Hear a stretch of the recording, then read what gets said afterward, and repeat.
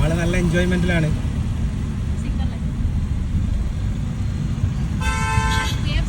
പേപ്പറാണ് കണ്ടോ? അയാൾ ഏതോ രാജ്കുമാറിന്റെ പഴയത് സിനിമയിൽ ആക്ട് ചെയ്യുന്ന.